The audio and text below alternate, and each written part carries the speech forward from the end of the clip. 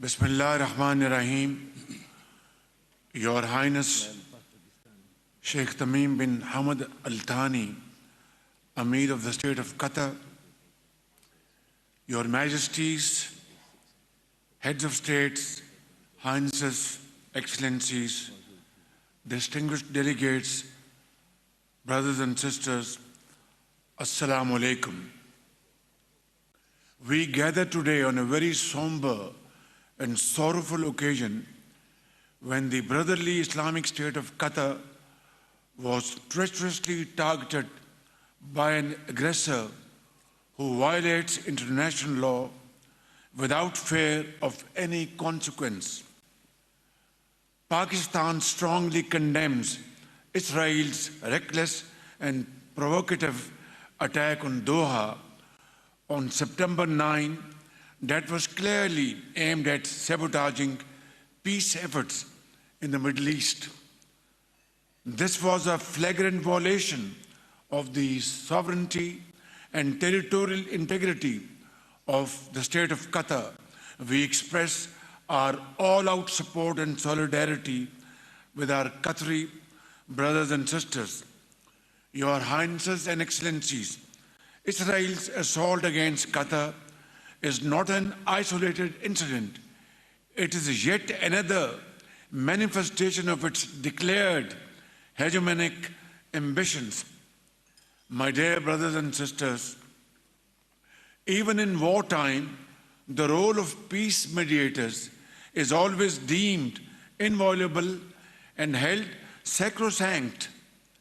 They are the messengers of fragile hope of keeping dialogue alive to advance prospects of peace. One is therefore compelled to question, why then this charade of negotiations? Was the return of hostages ever a priority for a country that has no respect or regard for human life? Excellencies, we deeply appreciate Qatar's sincere and tireless diplomatic efforts, guided by the able leadership of my dear brother, the Amir, His Highness Sheikh Tamim bin Hamad Al Thani. Qatar has consistently endeavored to bridge divides and promote the noble cause of regional as well as global peace under the most daunting challenges. Ladies and gentlemen, while Gaza bleeds, the heart-wrenching cries of its innocent women and children echo through these halls. We can hear the frail voice of the 10-year-old boy Amir, who walked 12 kilometers barefooted for a few morsels of bread, only to be gunned down by Israeli soldiers along with 64,000 of his fellow countrymen. Israel's genocidal campaign has reduced Gaza to rubble and ruin. The world shall always bear the scars of this unending carnage etched on the very soul of humanity. Injustice has reached an unbearable level. This must stop, and stop now. Excellencies, Pakistan reiterates the following urgent and essential steps. Israel must be held accountable for its war crimes against humanity. Creation of an Arab Islamic task force to adopt effective measures to ward off Israeli expansionist designs. We reiterate the OIC's call to suspend Israel's membership of the United Nations. Fourth, member states should actively consider implementing other appropriate measures against Israel. The UN Security Council must urgently demand from Israel under Chapter 7 of the UN Charter an immediate, unconditional and permanent ceasefire, release of hostages and exchange of Palestinian prisoners.